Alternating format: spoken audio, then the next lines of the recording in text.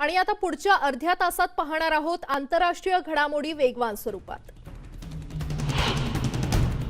रशियाकडून युद्धग्रस्त युक्रेनमध्ये हवाई हल्ले सुरू असल्याने युक्रेनमधल्या विस्थापितांनी मायकोलाइव्ह इथल्या चर्चमध्ये आश्रय घेतलाय। या प्रदेशात काही आठवडे गोळीबाराचा सामना करावा लागला। या परिस्थितीमुळे लहान मुलांच्या मानसिक आरोग्याची चिंता वाटत असल्याचं नागरिक सांगतायत। 2 आठवड्यांहून अधिक काळ शहरात पाणी वीज नव्हती, सुपरमार्केट देखील रिकामे होते असे अनुभव इथले आलेल्या नागरिकांनी सांगितलेत। हल्ल्याचा संभाव्य इशारा मिळाल्यानंतर चर्चमधील प्रत्येकाला तळघरात जाण्याचं आवाहन केलं जातंय। या चिंताग्रस्त वातावरणात देखील कुटुंबांना आनंद देण्यासाठी काही जण गिटार वाजवतायत तर काही जण गाणी गातायत।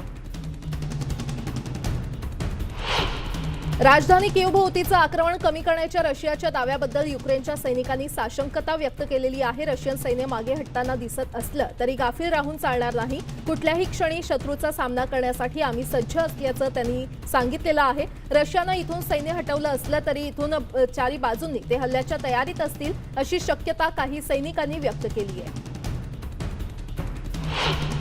डोनबासवर करण्यासाठी रशिया सैन्य एकवटत असल्याचं युक्रेनचे अध्यक्ष व्लोदिमीर झेलेन्स्की यांनी म्हटलंय। युक्रेनियन सैन्यानं कीवच्या उत्तरेकडे रशियन सैन्याचा जोरदार सामना केला असला तरी रशियन सैन्य आणखी शक्तिशाली हल्ले करण्यासाठी मारियोपोल खार्किव दिशेनं डोनबासमध्ये शस्त्रसाठा गोळा करत असल्याचं झेलेन्स्की यांनी सांगितलंय। रशियानं आखलेल्या योजनांच्या अहवालानंतर रशियाच्या सैन्याच्या नियंत्रणात असलेल्या खेर्सन प्रदेशात स्वातंत्र्य सार्वमत घेऊन त्यांच्या संस्था स्थापित करण्याचा प्रयत्न सुरू असल्याचा दावा झेलेन्स्की यांनी केलाय। युक्रेनसाठी सुरक्षा हमीदार बनण्याची तयारी दर्शवल्याबद्दल झेलेन्स्की यांनी तुर्कस्तानचे आभार मानले। कीव्हमधल्या रशियाच्या लष्करी वाहनांचा ताफा नष्ट केल्याचा दावा युक्रेनच्या सैन्यानं केलेला आहे। व्ही असं चिन्ह असलेलं रशियाचे 8 रणगाडे जाळल्याचं सैनिकांनी सांगितलं। या परिसरातील अनेक घरं रशियन सैन्यानं उद्ध्वस्त केली। दोन्ही बाजूंमधील विश्वास वाढवण्यासाठी आणि वाटाघाटींसाठी कीव्ह आणि उत्तरेकडील चेर्निहाइव्ह शहराच्या आसपासच्या भागात कारवाया कमी केल्या जातील असं रशियाकडून सांगण्यात आलं असलं तरी रशियन सैन्यानं इर्पिन आणि मकारिव्ह या शहरांवर गोळीबार केला आणि हॉस्टोमेलच्या आसपास लष्करी कारवाया झाल्याचं कीव्हचे गव्हर्नर अलेक्झांडर पलवियुक यांनी सांगितलंय।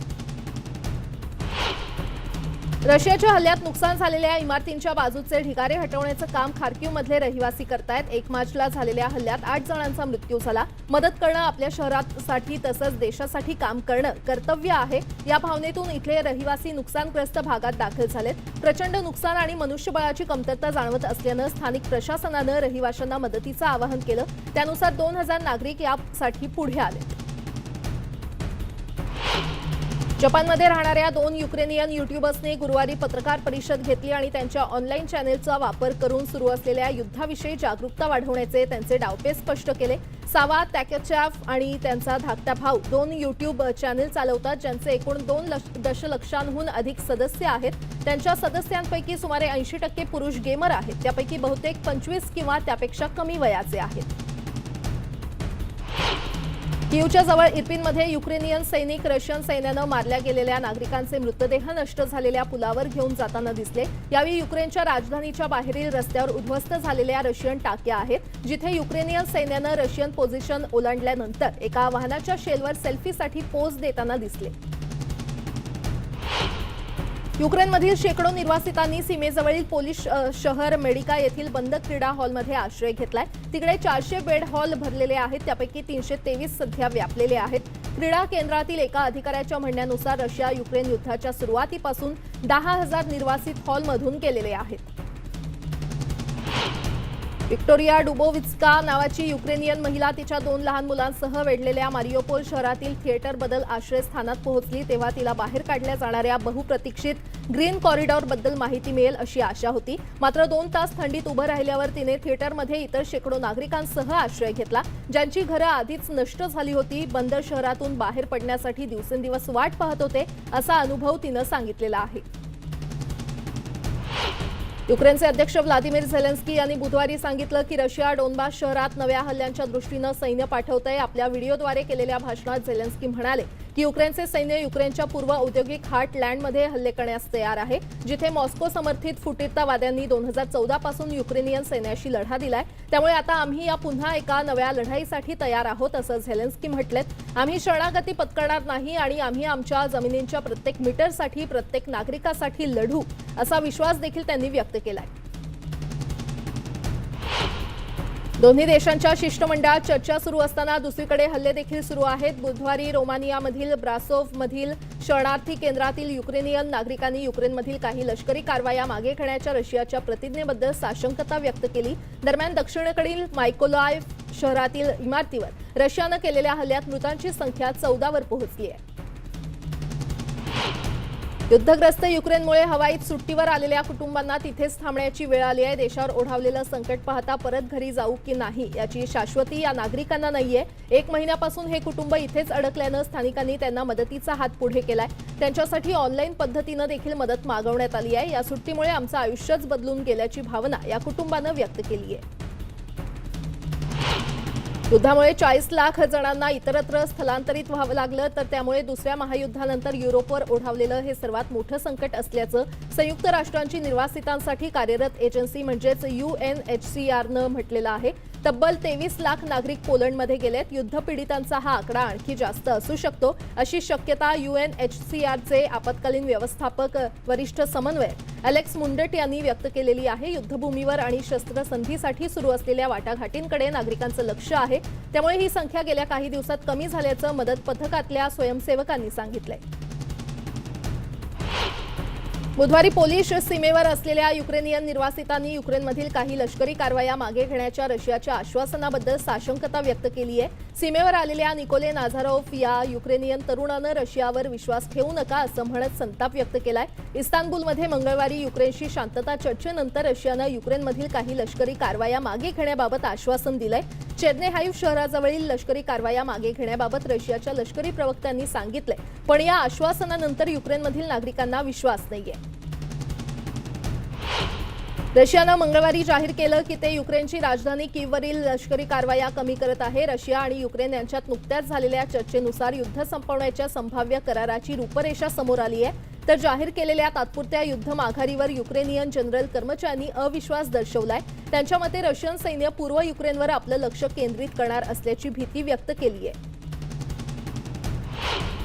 रात्रीचा कर्फ्यू लागू असताना कायदा आणि सुव्यवस्था राखण्यासाठी युक्रेनियन विशेष पोलीस दल ईशान्येकडील खार्किव्ह शहराच्या रस्त्यांवर गस्त घालतायत. सोमवारी अधिकारी रस्त्याखाली पेरलेल्या बॉम्बच्या शोधात होते. त्यांना जर कोणी कोणत्याही गोष्टीच्या शोधात किंवा संशयास्पद आढळलं तर ते त्या व्यक्तीची कसून चौकशी करत आहेत. त्यांनी एका कुत्र्याला देखील अडवलं आणि रात्रभर निगराणीसाठी पोलीस स्थानकात आणलं. विशेष पोलीस दलाचे अधिकारी कर्नल व्हॅलरी यांनी गस्त घालणं फायदेशीर असल्याचं यावेळी म्हटलं.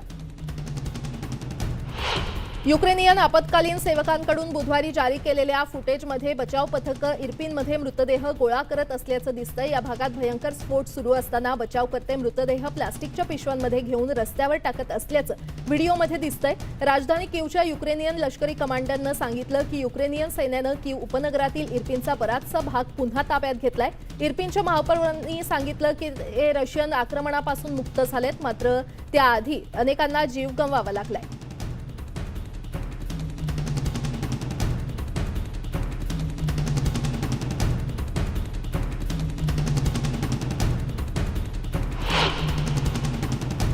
सेरही मालशेन्को यांनी अफगाणिस्तानमध्ये सोव्हिएत युनियनचे सैनिक म्हणून काम केलं. एका आठवड्यापूर्वी रशियन गोळीबारात मालशेन्कोंचं घर उद्ध्वस्त झालं होतं. आपल्या सेवेसाठी त्यांना मिळालेली आगीत होरपळलेली पदकं ही राजधानी कीवच्या पश्चिमेला सुमारे 50 किलोमीटर अंतरावर असलेल्या यास्नो होरोडका येथील त्यांच्या घराच्या ढिगाऱ्यात सापडलेले एकमेव अवशेष आहे, जी युक्रेन आणि रशियामधील भीषण युद्धाची साक्ष देतात.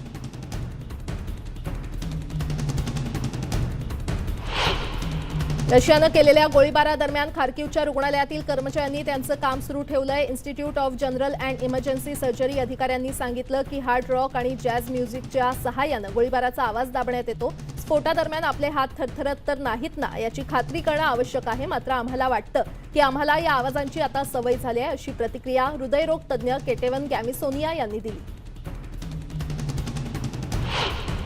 युक्रेनची राजधानी कीव जवळील एका शेतातून प्राण्यांना बाहेर काढण्यासाठी प्राणी बचावकर्त्यांनी बुधवारी युद्धपातळीवर कार्य सुरू केलं. बचावकर्त्यांनी सांगितलं की राजधानीच्या पश्चिमेला सुमारे 50 किलोमीटर अंतरावर असलेल्या यास्ने होरोडका गावातील शेतातील आणि प्राणी युक्रेनियन आणि रशियन सैन्यांमधील भीषण लढाई दरम्यान या ठिकाणी अडकले होते. अखेर त्यांची या वेढ्यातून सुटका करण्यात आली.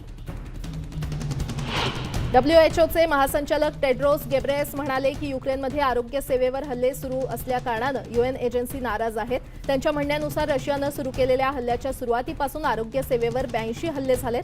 परिणामी किमान 72 मृत्यू आणि 43 जखमी झाले असून नागरिक आणि आरोग्य कर्मचाऱ्यांचा यामध्ये समावेश आहे. जिनिव्हा येथे पत्रकारांशी बोलताना गेब्रेयेस यांनी स्पष्ट केलं की आरोग्य सेवेवर हल्ले झालेले आहेत. आरोग्य सेवेवर हल्ला हे आंतरराष्ट्रीय मानवतावादी कायद्याचं उल्लंघन आहे आणि ते ताबडतोब थांबवलं गेलं पाहिजे. 1945 पासून जगाला सर्वाधिक हिंसक घटनांचा सामना करावा लागतोय आणि 1/4 नागरिक संघर्षग्रस्त भागात राहत असल्याचं अहवालात नमूद करण्यात आलंय. संयुक्त राष्ट्राच्या सरचिटणीसांनी बुधवारी 30 मार्च रोजी सांगितलं की युक्रेनमधील युद्ध पायाखालची जमीन हादरवून टाकणारी घटना आहे. आंतरराष्ट्रीय व्यवस्थेचे सदस्य अँटोनियो गुटेरेस यांच्या मते युद्ध आता सीमेपलीकडे गेलंय. त्यामुळे अन्न, इंधन आणि खतांच्या किमती गगनाला भिडतायत, ज्यामुळे विकसनशील देशांसाठी खूप मोठं संकट ओढावलंय. इस्तानबुलमध्ये मंगळवारी झालेल्या युद्धविराम चर्चेनंतर चीननं बुधवारी रशिया आणि युक्रेनला त्यांच्या संघर्षावर शांततापूर्ण तोडगा काढण्याचं आवाहन केलेलं आहे. चीनच्या परराष्ट्र मंत्रालयाचे प्रवक्ते वांग वेनबिन यांनी पत्रकार परिषदेत सांगितलं की रशिया आणि युक्रेन या दोन्ही देशांनी वाटाघाटी करण्याबाबत सकारात्मक संकेत दिलेत. त्यांनी म्हटलंय की युक्रेनमधील संकट सोडवण्यासाठी संवाद आणि वाटाघाटी हा एकमेव योग्य मार्ग आहे. दरम्यान रशियाचा निषेध दर्शवण्यास नकार दिल्यानं शुक्रवारपासून सुरू होणाऱ्या आगामी चीन EU व्हर्च्युअल परिषदेत याचे पडसाद उमटतील की काय अशी भीती चीनला वाटते का असं विचारलं असता वांग म्हणाले की आम्ही या प्रश्नावर सध्या तरी भाष्य करणार नाही.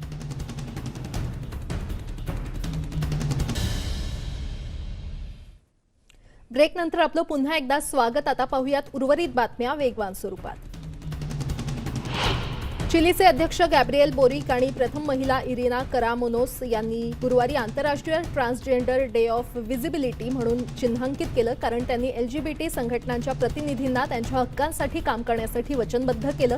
यावेळी ट्रान्सजेंडर ध्वज, इंद्रधनुष्य ध्वजाचा एक प्रकार ला मोनेडा प्रेसिडेन्शियल पॅलेसच्या सार्वजनिक चौकात उभारण्यात आला. तालिबाननं गुरुवारी काबूलच्या ऐतिहासिक वजीर अकबर खान टेकडीवर आपला सर्वात मोठा पांढरा ध्वज फडकवला. यावेळी तालिबान अंतरिम सरकारचे उपपंतप्रधान अब्दुल सलाम हनाफी यांनी समारंभाचं नेतृत्व केलं आणि उपस्थितांना संबोधित केलं.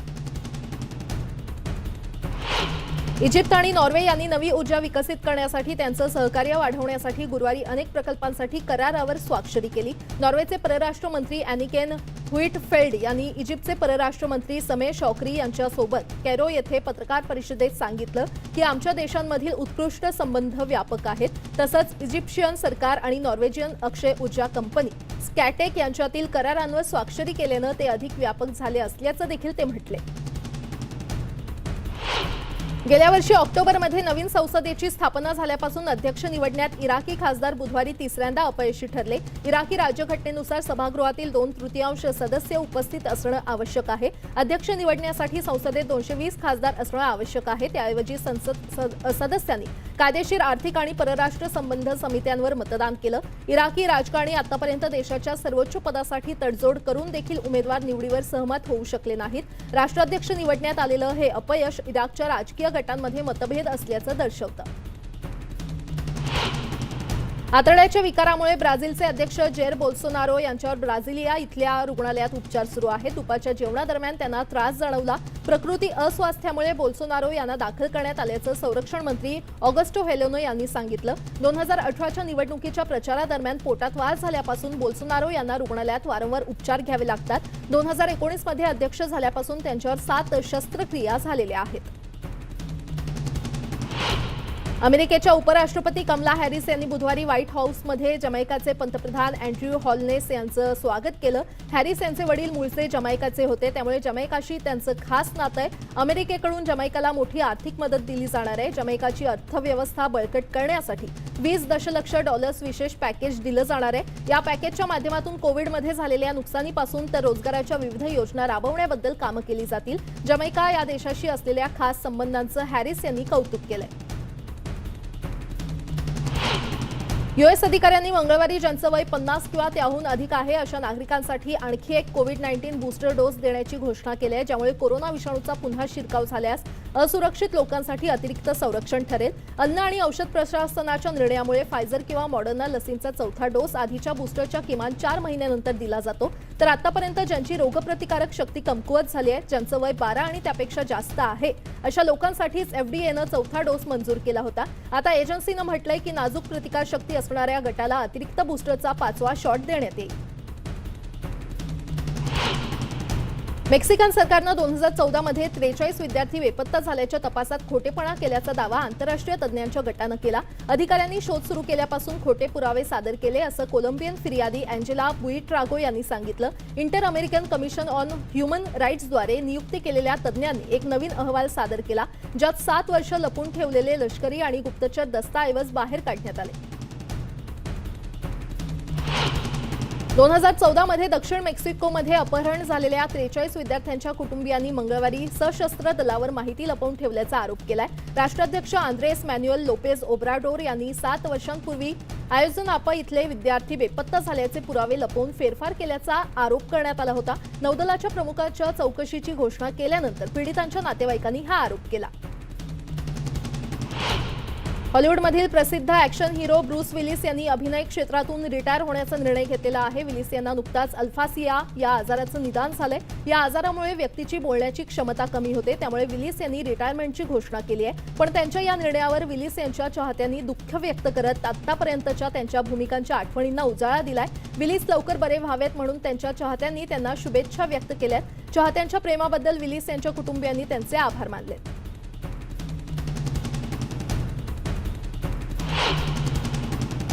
या बातम्यांसह बुलेटिनमध्ये वेळ झाली इथेच थांबण्याची. मात्र ताज्या घडामोडींसाठी पाहत रहा न्यूज 18 लोकमत.